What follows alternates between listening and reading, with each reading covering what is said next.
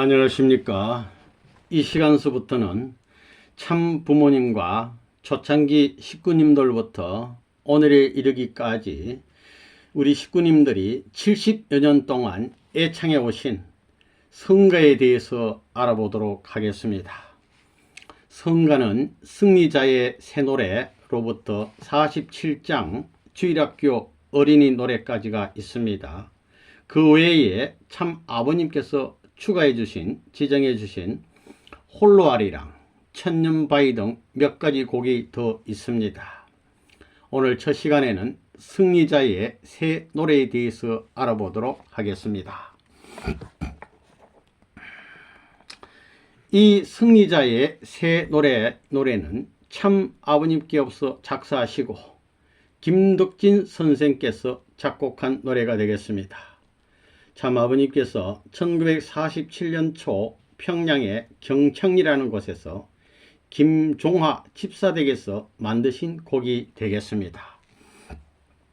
참으로 섭리적이고 보배로운 이 노래가 나오기까지 탄생의 배경에 대해서 간단히 알아보도록 하겠습니다.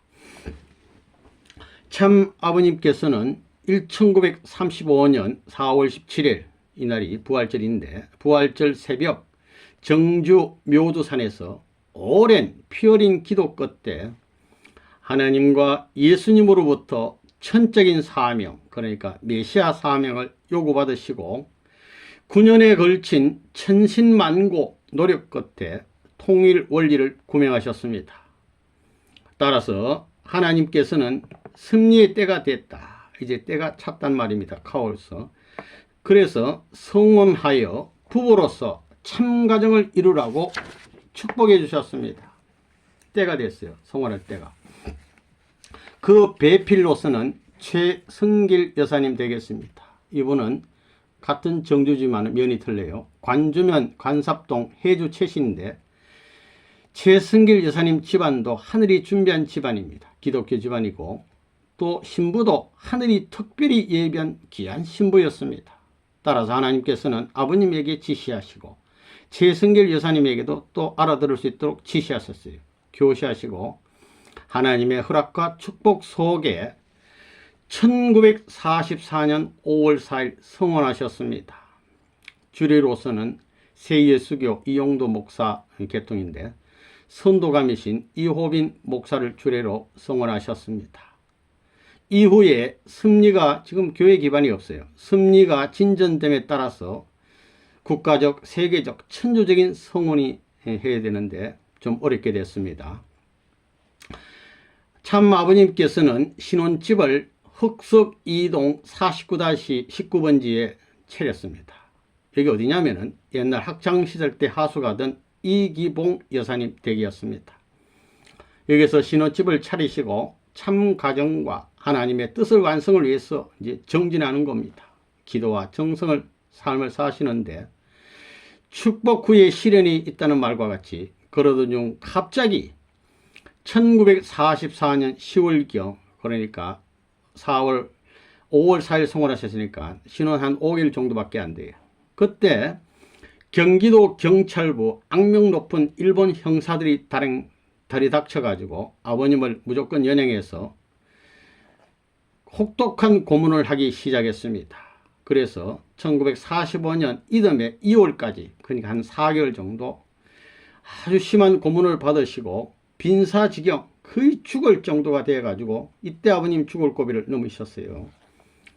나오시게 됐는데 고문한 이유가 뭐냐 이거죠. 일본 유학 시절에 아버님 독립운동하셨는데 거기에 대한 내용을 실토하라 이거예요. 또 관련자에 대해서 실토하라는 겁니다. 참 아버님 말씀 한마디에 동지 100여 명의 목숨이 달린 문제였습니다. 참 아버님께서는 묵비권을 행사했어요. 죽기까지 맞섰습니다. 그야말로 사생결단입니다. 필사적생이에요. 죽으면 죽으리다. 입을 안 엽니다. 그러니까 일본 경찰은 부을 때까지 때리고 뭐 고문하고 고문하다 죽으면 고마이고 이런 식이에요. 그러니까 죽기까지 때리는 거예요. 이런 입장이 되었습니다. 몽둥이가 부러져 나가도록 온몸에 죽은 피가 돌도록 맞으셨습니다. 피가 몇 사발씩 쏟아지기도 했다고 합니다. 마구닥지 때리니까 뒤로 나가 자빠지는 것이 수없이 하시고 몇 미터 기어가지 못할 정도로 맞았었고 혼절했다가 정신 잃어버려요. 깨어나기를 반복. 정신 잃으면 또 참을 버 깨우면 또 때리고 또 정신을 잃으면 때리고 수없이 반복하는 거예요. 판자 쪼가리로 쪼이고 뒤틀어 짜기 하여튼 막 이런 걸 막 고문을 하고 두 팔을 뒤로 묶고 공중에 매달아 놓고 무조건 때리는 거예요. 이게 뭐냐면 일명 비행기 태우기인데 이때 아버님 진짜로 숨이 끊어졌다가 살아나셨다고 했어요. 그 다음에 강목으로 무릎 안쪽 그러니까 오금에다가 끼우고 찡박은 가죽 구두로 막 찌빨른 겁니다. 다리도 아프고 살갗도 막 터지고 10손가락에다 전기 고문하는 겁니다. 사람 미치는 거 아닙니까? 15분간 사람을 미치게 하는 평생 잊지 못할 고문을 했다고 합니다. 기타 등등. 그러니까 하루에 12시간에서 14시간까지 고문을 했다고 합니다. 그러니까 죽지 않으려면 싫다라는 거예요. 그러니까 이놈들이 자기들 밥 먹고 쉬고 잠자는 시간 빼고는 고문한다 이렇게 보면 됩니다.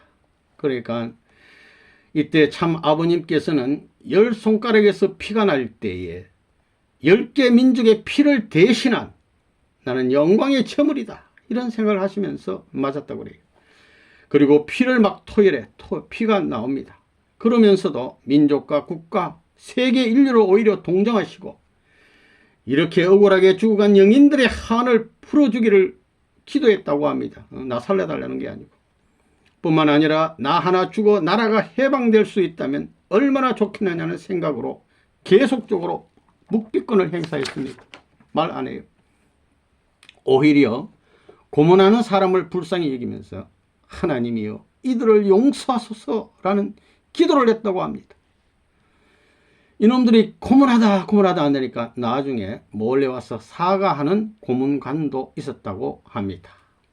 그렇게 실컷 고문하고는 아버님을 겨울인 당시 추운 감방에다가 이가 들끓는 안 좋은 곳에다가 이제 가둬놓고 이런 입장인데 우리 충모님께서 멀리 정주에서 이 소식을 듣고 음식을 마련해 가지고 서울까지 면회를 오셨습니다.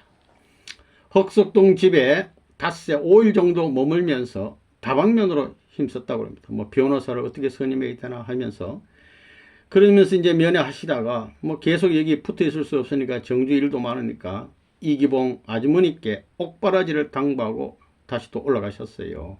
그래서 이기봉 아주머니가 그 위에 옥바라지를 당번을 하셨다고 합니다. 이때 최승길 여사님은 건강이 안 좋아가지고 정주 시댁에 가려 치료 중이었다고 합니다. 이런 와중에서 아버님은 거의 반 죽었어요. 반사지경에 죽음의 위기를 넘기면서 드디어 입을 안 여니까요. 죽었다 깨어나도 말을 안 하니까 고문하다 안 되니까 이제 반 죽은 상태에 석방한 겁니다. 45년 2월 달에. 일본 수사들도 경찰들도 경탄했다고 합니다. 이야 하고 놀랬다는 거죠. 그래서 아버님은 흑석동으로 돌아오신 다음에 한강변에 가셔서 학창시절 소중한 내용이 담긴 일기장이 있는데 오랜 기도와 통곡 끝에 소각했다고 불에 태웠다고 말합니다. 왜냐? 그 일기장에 속에 있는 동지들이 이름이 있으니까 이분들이 끌려가서 또 고문받게 생겼으니까 다 태웠답니다. 그리고 몸이 안 좋아서 고향에 가셔서 이제 치료를 하시는데 고문 여파로 한동안 혈변을 보셨어요. 피가 막 나와요. 심하게 고생하시고 그리고 요양하셔가지고 건강을 좀 이렇게 회복하신 다음에 다시 이제 서울로 복직하시게 됐습니다. 다시 이기봉 아주머니 댁에 이제 살림을 시작하는데 그래서 1945년 8월 15일 해방 무렵까지 계시다가 흑석동 고개 넘어 상도 1동 4-23호로 이사했습니다. 그 건너가면 옆 동네 흑석동 상도도. 그래서 1946년 4월 2일 음력 3월 1일 이 상도동에서 성진님께서 탄생하셨습니다. 그러니까 흑석동에서 태중에 아기를 가지시고 상도동에 오셔서 우리 성진님을 탄생케 하신 것입니다. 이런 참 와중에서 아버님은 계속 회사에 출근하시면서 이 김백문 씨 재단인데 예수교 이스라엘 수도원의 상도동 인도자로서 신도를 이끌었다고 합니다. 한 6, 7개월 동안. 이런 차제에 이제 아기도 태어나시고 했으니까 당시 서울에 쌀이 좀 귀했던가 봅니다. 그래서 아버님께서는 황해도 백천에 이 주문한 쌀이 있는데 이걸 가지려고 트럭을 이제 이용을 해서 이제 가는데 트럭 안에서 38선을 넘어라, 북으로 가라는 하늘의 명령이 떨어지게 됐습니다. 그래서 우리 아버님은 하늘의 명령에 절도복종해서 천정을 앞세워서 인정을 앞세우면 어떻게 됩니까? 처자한테 가서 알리고 그러면 좀 문제가 커지잖아요. 그러니까 말도 하지 않고 그 쌀 구하러 가신 양반이 무슨 뭐 얘기도 없이 하면 쌀도 없고 어떻게 삽니까? 이게 금방 애기 난 지 2달도 안 되는데 그걸 알리지 않고 북으로 향하셨다고 합니다. 그때 참 아버님 심정이 어떻겠습니까? 우리 아버님께서는 10일을 걸으셔가지고 1946년 6월 6일 평양에 도착했습니다. 그리고 경창리에 나채섭씨라는 집사댁에 집회소를 마련하고 이제 본격적으로 말씀을 전하기 시작했습니다. 그러면 아버님께서는 왜 평양으로 가셔야 되느냐? 그 이유는 첫째, 제2차 세계대전에서 기독교를 중심한 연합국이 승리했습니다. 이 연합국이 승리했단 말은 메시아의 현현이 왔다 이런 말입니다. 따라서 이 메시아를 모시기 위한 기반이 연합국의 승리한 기반인데 그 승리한 기반 이후에 해방을 맞이한 한국의 기독교 및 정계 지도자, 아버님 모셔야 되는데 안 모셨어요.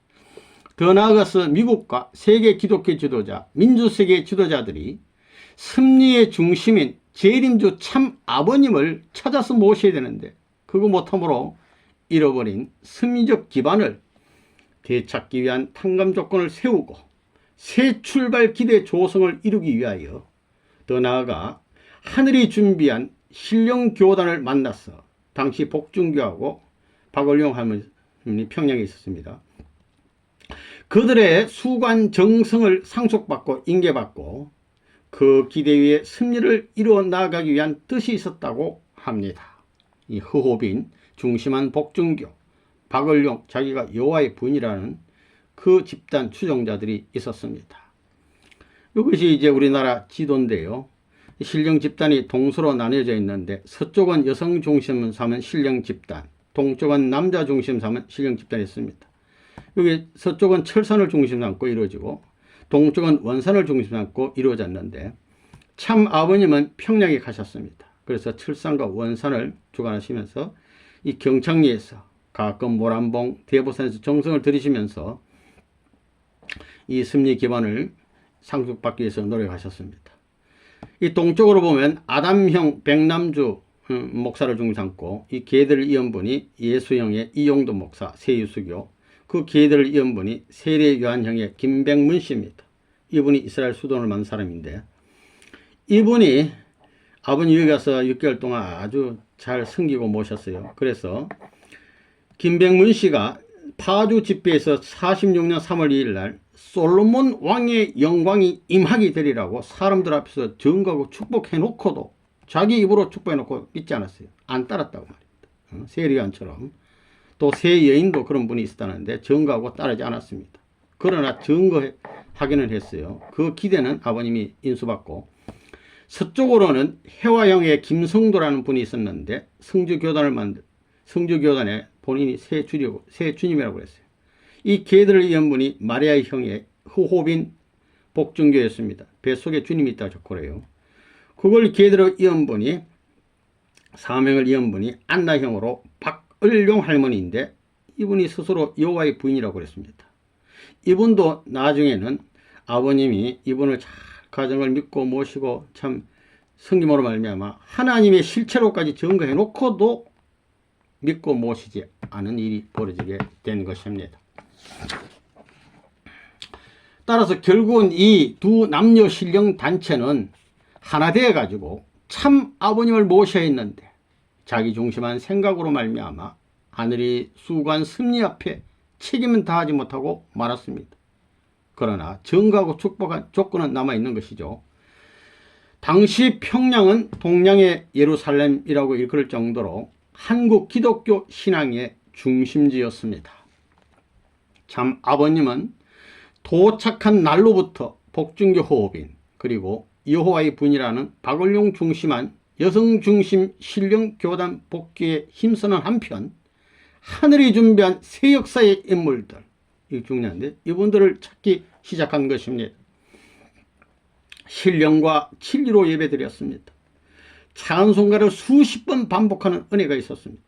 성령 역사가 충만했습니다. 마치 2000년 전 마가의 다락방에 120명의 제자들이 기도할 때 오순절에 성령이 강림한 것처럼 그런 역사가 벌어졌어요. 식구들은 막 입신, 영계 막 통하고 하늘의 음성을 듣고 환상을 보고 방언을 하고 예언을 하고 막 아픈 몸이 치유가 되는 역사, 이런 막 벌어진 겁니다. 참 아버님 또한 지성으로 식구를 길렀습니다. 로마서를 중심한 각 성경을 해석하고 하늘의 새로운 말씀을 선포했습니다. 하늘의 사정을 알게 된 식구들은 기도가 곧 울음이고 진리에 감동받고 그래서 막 우는 겁니다. 그러니까 막 우는 교회로 소문이 나기도 했습니다. 죄를 회개하고 천국을 치열했으며 당시 참 아버님의 식사는 늘 3분의 1만 드셨어요. 조금밖에 안 드셔요. 그리고 남긴 음식을 먹고 어떤 식구가 먹고 위장병이 나와버렸습니다. 이렇게 해서 교회 밥은 약밥이라는 소문이 나기도 했습니다. 이러한 가운데 하늘에 예비한 20여 명의 식구들이 모여들기 시작했습니다. 그러자 또 반대파가 이제 생기기 시작한 겁니다. 기성교회, 당시 기성교회 목사 장로들, 자기 교회에 중견 신앙 좋은 분들이 자꾸 빠져나가니까 반대하고, 또 열심히 교회 나오는 부인 식구들의 남편들 반대한 겁니다. 엄난 집단이라는 소문을 막 내고 남녀가 좁은 공간에서 예배하니까 뭐 그런 게 아니야 이래가지고, 그 다음에 정성들인다고 기도생활 한다고 부부생활 깊이 하니까 이런 걸 덮으씌워서 엄난 집단이라고 막 소문을 내고 반대하기 시작한 겁니다. 참 아버님께서는 찬방에 주무셨습니다. 학생 때에도 찬방에 주무셨는데 여기 와서도 또 찬방에 주무시고 인류 구원을 위한 지극정성, 때로는 모란봉에서도 대보산에서도 산기도도 하시고, 이때에 모여든 중심 식구로는 김인주 권사님, 차상순 목사님, 김원필 선생님, 이분은 축복가정 장형인데 아버님 시호 내리시고, 정다록 여사님, 옥세연 할머니, 선모님이라고 아버님이 시호를 내려주셨어요. 지성도 여사님 등 있습니다. 옥세연 여사님은, 우리 선모님은 기도 중에 이남에서 올라온 선생님이 만수도 건너편에 계시니 찾아가라, 이런 계시를 받고 찾아와서 아버님을 뵙어요. 뵙고 나서 5일간 아버님을 비롯한 식구들이 특별 5일간 금식 기도하는 때가 있었는데, 그때 참 아버님 손수건을 놓고 기도했더니 너의 선생님은 어린 목자다라는 음성을 듣게 됐습니다. 어린 목자, 주님이라고요. 지성도 여사님은 모란봉에서 기도를 하는데 재림주가 누구인지, 선생님과 예수님 중 하나님이 누구를 더 사랑하시는지, 이거 아버님께서 예수님과 선생님과 중에 누가 더 사랑하는지 기도해 보라고 지성도 여사님께 말한 적이 있습니다. 말씀한 적이. 그걸 놓고 또 그리고 어떻게 모실 것인지, 선생님이 어떻게 모셔야 되는지 이거 놓고 기도를 했더니 응답이 오기를, 하나님과 함께 계신 주님이 바로 경창이 청년이다. 그 청년이 바로 오시라고 한 주님이에요.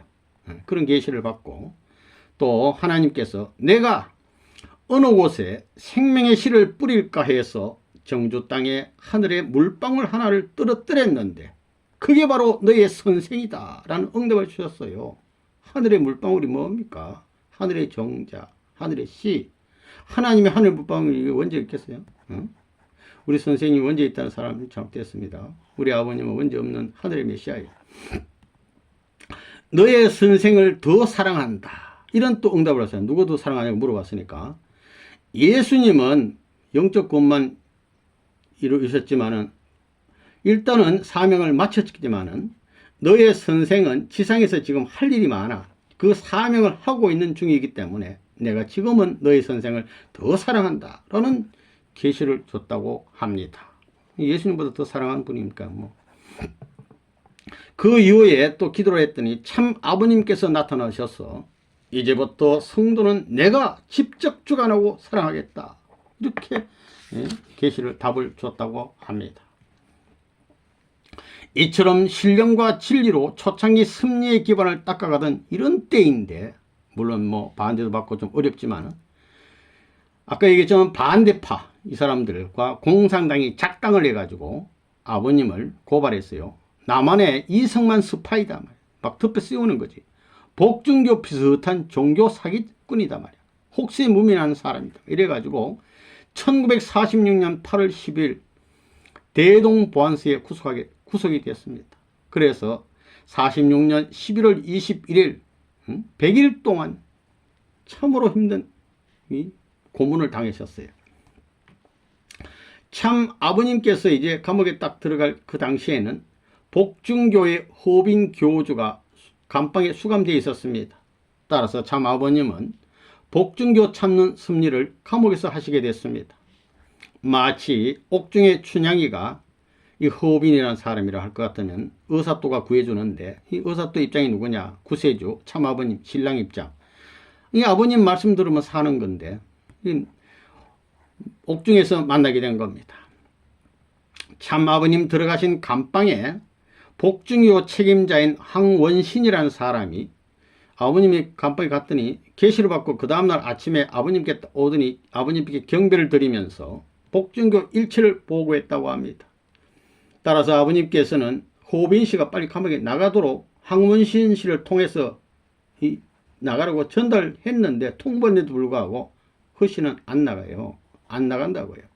왜? 옥중에서 주님 만난다고. 주님 왔는데 주님 뭐하러 본 겁니다. 그렇게 해서 1차 실패하고 기다리는데 호빈 씨 남편이란 이일덕 씨라는 사람이 참 아버님 감방으로 이감이 돼서 들어오게 됐습니다. 아버님께서는 이 사람한테 당신 아내 빨리 권해서 나가도록 하라 말이야. 응? 그러는데 이 사람도 우리 부인 뜻대로 따르지 당신 말 안 듣겠다 이래가지고 안전한 겁니다. 두 번째도 이게 성사가 안 됐어요. 할 수 없어서 참 아버님께서는 좀 위험 부담이 있지만 밥 배달하는 사람을 통해서 쪽지에다가 모든 것을 부인하고 일단 보안소 나가시오. 의심 남은 기도하시오 라고 써가지고 건넸는데 이 간수가 전에 주고는 또 밀고를 했어요. 이런 바람에 아버님이 1946년 9월 18일 오후 2시경에 붙잡혀가지고 혹독한 구문을 받고 매를 맞다가 책상 다리에 거꾸로 넘어져서 어떻게 됐는지 어금니가 빠개져가지고 금이 가는 고초를 당했습니다. 이후로 하여튼 100일 동안 몰매를 맞았다고 그랬습니다. 이 또 목숨이 위태한 겁니다. 이 9월 18일을 아버님께서는 기억하시고 미국 메디스 가든 1974년 9월 18일 희망의 날 25,000명 많은 사람 모였는데 9월 18일 하신 겁니다. 1976년 9월 18일 워싱턴 모니먼트 30만 집회할 때도 9월 18일 하신 거예요. 이거 회원하시겠어요. 참 아버님은 소생식기로 만든 매를 맞았는데 그게 매가 홈이 길게 파여 있어서 가죽보다 더 질기고 어떻게 말라놨는지 맞으면 살이 파고들어서 대본에 핏줄이 생겼다고 했습니다.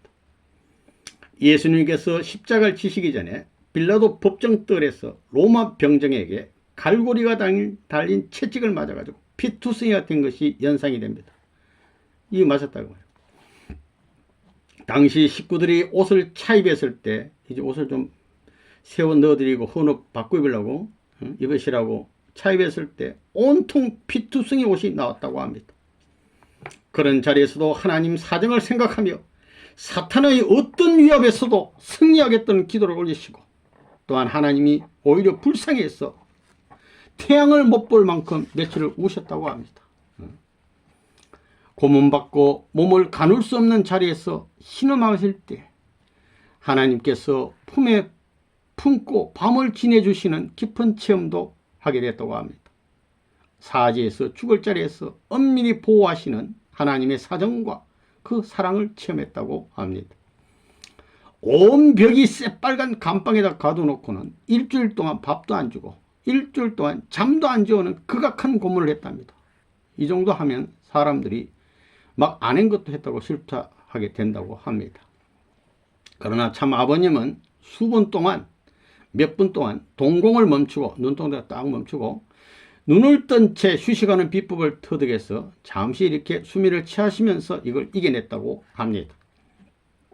고문관 7명이 자기들은 교대하면서 막 지켰는데 아버님이 끄떡도 안 하니까 막 자기들도 무서워했답니다.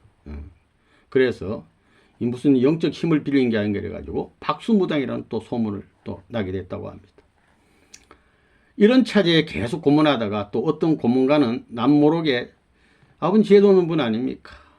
먹을 거 사와가지고 위로하면서 미안하게 됐다 하면서 심부름까지 해주는 사람이 있었다고 합니다. 아버님이 내 쪽으로 승리하신 거예요. 소련 조사관에 의해서 결국 신문을 받으셨는데 결론은 무죄 판명이 됐습니다. 그래서 1946년 11월 21일 보안소 문 밖으로 버려지듯 방민이 됐습니다. 빈사지경, 거의 죽을 지경이 됐습니다. 식구들은 참 아버님을 집회소로 모셔와서 만수대 밑에 백중한의원의 처방과 아울러서 합심 노력해서 치성껏 간호했습니다. 12일 동안 아버님은 대에다가 피를 토했는데 핏덩어리가 대야 속에서 둥둥 떠다녔다고 했어요. 김인조 권사님 증언에 의하면. 아버님은 백지장 같은 야윈 얼굴과 인사불성 상태가 지속된 겁니다. 소생 가능성이 희박해 보여요. 식구들은 불안과 초조에 휩싸이면서 야 이러다가 아버님께서 선생님께서 돌아가신 게 아닌가.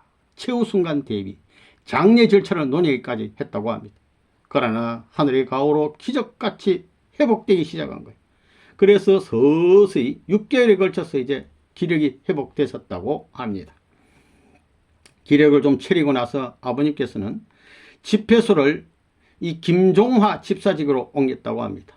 이분은 장대인교회 집사인데 아버님을 잘 모셨어요. 그래가지고 이 김종화 집사집 바로 옆에 울타리 하나 사이로 박을용 여호와의 분이라는 할머니가 사셨다고 합니다.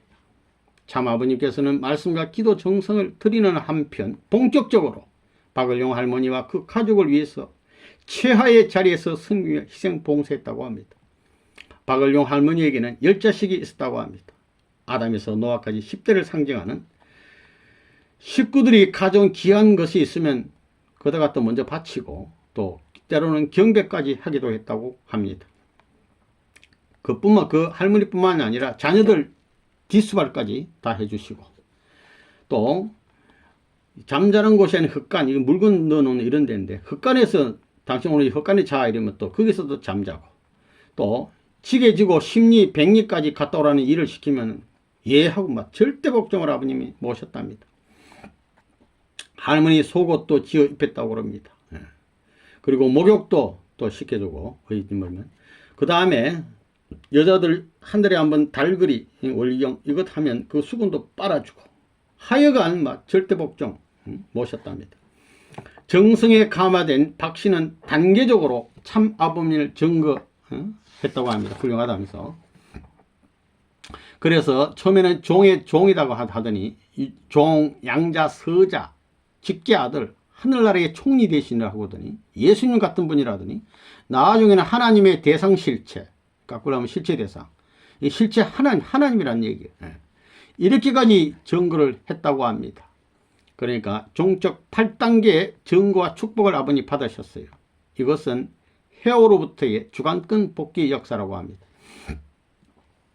그러자 참 아버님께서는 적석에서 이제 당신이 누구신지를 밝혀주시고 내가 당신에게 한 것처럼 당신도 나를 모실 수 있어야 한다. 그러니까 나에게 경배하라 이렇게 명령을 하니까 이 할머니가 자기 말한 대로 생각을 해보고 그렇게 해야 되는데 그게 아니고 자기 말만 들어야 된다고 막 고집하면서 여러 가지로 막 김병문 씨를 막 데리고 오라 뭐 헛소리하면서 반대 역사를 했다고 합니다. 나중에는 참 아버님께 행패를 막 부리고 이래가지고 아버님께서는 한동안 피해 계시다고 그래요. 본인 스스로 자기 입으로 증거해 놓고 축복해 놓고도 메시아라고 믿고 모시지 못한 겁니다. 김병문 씨처럼 똑같은 입장이 됐어요. 나중에 이 할머니는 미쳐버리고 말았다고 합니다. 그러나 정성에 기대는 아버님이 상속받으셨다고 합니다. 이후에 참 아버님께서는 또 43일간 영계에 들어가서 심각한 영계 실현 투쟁을 겪으셨다고 합니다. 이 할머니께서 증거해 놓고 반대했기 때문에 예수님으로부터 전 영계 도인들이 박씨 할머니 편에 서가지고 참 아버님의 원리 말씀을 막 반박하는 거예요. 틀렸다고. 그러나 참 아버님은 홀로 전 영계대 아버님 홀로 천리 원칙, 원리 원칙으로 맞섰다고 합니다. 나중에는 하나님까지 그 사람들 편에 서가지고 반대 역사를 반대편에 썼다고 합니다. 이건 왜 그러냐면 아담이 하나님을 배반하고 하나님 가슴에 상처를 줬기 때문에 반대로 하나님께서 사랑하는 아들 앞에 반대했을 때 그 아들이 효의 길을 갈 때 그 심정을 탕감복귀하기 위해서 그런 역사가 있었다고 합니다. 이런 혼란 상태가 이제 계속 지속되니까 안 되겠으니까 나중에 하나님께서 최종 판결을 하는데 참 아버님이 밝힌 원리는 복귀의 한을 푸는 원칙이요 7년의 비결 중에 비결이다. 그러시면서 영계 총결의위원 공인을 했습니다. 우리 원리 말씀이 맞다 이거예요. 진리다 이거예요. 그리고 나서 하나님의 의인 도장, 임금의 도장을 아버님에게 주셨어요. 모든 걸 아버님 상속받으신 거예요. 그러자 아버님께서는 타락 인간은 혈통 전환, 소유권 전환, 심정권 전환을 해야 한다고 주장하시자 하나님께서 옳다라고 판정해 주셨답니다. 중요한 건데. 이래하여 천상에서 최종 승리와 천상 통일을 완수하신 겁니다. 영계의 모든 대표들이 참 아버님께 경배하도록 명령을 했습니다. 아버님 경배 딱 받으시고 영적 실현 노정에서 모든 승리를 거두시게 된 겁니다. 따라서 참 아버님은 하나님께서 한국에 준비한 이쪽 남자 여자 신령 집단의 모든 승리적 기반을 상속한 터 위에 영계에서의 모든 승리를 거둠으로써 승리자가 되신 것입니다. 물론 김병문 씨도 정거 축복하고 박을영 할머니도 정거 축복가 따르지는 않았지만 그 기반은 상속받게 됐단 말이에요. 그 이후에 아버님께서는 47년 초에 김종아 씨 집에서 지은 성가가 바로 이 위대한 승리자의 새 노래입니다.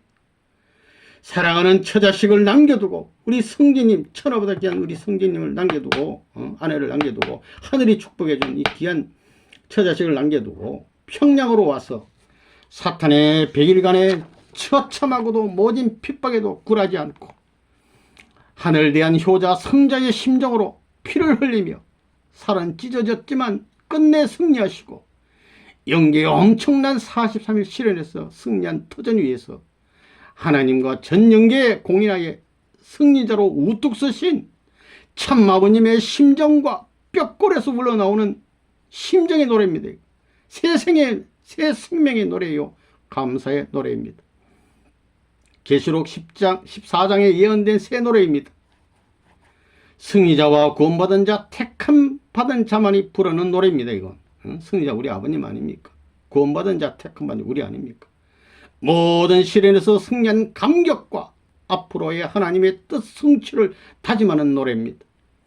이 노래는 언제 어디서나 부르면 부를수록 참 아버님의 백절불굴의 심정에 내가 동화되고 참 아버님이 흘리신 피와 눈물이 내 가슴에 흐르게 되어 내 몸과 마음이 정화되고 뜻대한 용기와 기쁨과 희망과 지혜와 사랑이 충만해지는 노래입니다. 그러면 이 노래 가사를 살펴보도록 하겠습니다. 승리자의 새 노래 먼저 1절만 한번 불러보고 가사 내용이 어떤 내용인가를 살펴보도록 하겠습니다. 호산나의 새 영광을 우리는 받들어 영광의 새 생명주 기쁨의 시위로 약속함에 큰 영광을 우리는 찾아서 행복의 자유동산 새 노래를 부르세. 행복의 자유동산 새 노래를 부르세. 여 1절 보면 호산나의 새 영광을 이렇게 노래가 시작됩니다. 이 호산나라는 뜻이 뭐냐면 히라보나 히브리어나 마찬가지의 뜻을 가지고 있는데요. 지금 우리를 구원하소서라는 그런 뜻입니다. 그러니까 구원에 대한 기쁨, 감격을 표현한 노래라고 할 수 있습니다. 또한 승리의 환호성이라고도 볼 수가 있습니다. 이것은 마치 2000년 전 예수님께서 생애 마지막 주간에 주일날 나귀 새끼를 타고 예루살렘으로 입성했습니다. 그때 백성들이 종류나무 가지를 막 흔들면서 어떤 일은 겉옷을 깔면서 호산나를 부르며 환호했습니다. 그러나 예수님은 예루살렘에 입성한 지 5일째 되는 금요일날 십자가를 지시게 됐습니다. 그러나 참 아버님께서는 사지에서 승리자로 돌아왔습니다. 그래서 호산나의 새 영광이 되는 겁니다. 호산나의 새 영광은 얼마나 의미 깊은 내용입니까? 아버님께서는 이 가사를 여기 딱 집어넣은 겁니다. 그 다음에 여기 중간에 보면 새 생명의 주 기쁨의 시위로라는 말이 있습니다. 이 시위가 무슨 뜻이냐면은 임금님을 가까이 곁에서 모시고 호위하는 게 시위입니다. 시위. 그러니까 우리 아버님 평화의 왕, 임금 왕 아닙니까? 그 시위하는 거예요. 또 다른 뜻은 위력을 보여주고 자랑하는 것이 있습니다. 그런 뜻이 있어요. 그러니까 글자 그대로 두 가지 뜻이 여긴 다 포함됐어요. 평화의 왕이신 우리 아버님을 모시고 자랑하고 보여주는 겁니다. 시위로. 얼마나 귀한 단어가 이게 딱 들어가 있습니까? 2절 보면 흑암의 운무를 헤치고 났으니 사탄 마귀의 그 핍박을 헤치고 났으니 운무 구름과 안개를 헤치고 났으니 광명한 새 세계는 완연히 빛나네. 새 희락과 새 기쁨과 즐거움이 새 화평을 우리는 찾아서 이렇게 연결됩니다. 새 생명의 새 노래를 부를 자 없어요. 이건 구원받은 자 택한 자만이 부르는 노래. 새 생명의 새 노래를 부를 자 없으나 택하심의 큰 은사로 우리는 택함 받은 은사 부름을 받들어 소망의 새 영광을 우리는 찾아서 지으심의 선하심을 하나님 우리를 선하게 지으셨어요. 우리는 본받아 하늘의 미와 사랑 수상이 아닙니까? 우리는 하늘 앞에 미를 돌리고 하나님은 우리 앞에 사랑 주시고 미와 사랑 찬란히 빛내어 화등의 꽃동산을 우리는 찾아서 행복의 자유동산 새 노래를 부르세. 행복의 자유동산 새 노래를 부르세. 참으로 귀한 노래입니다.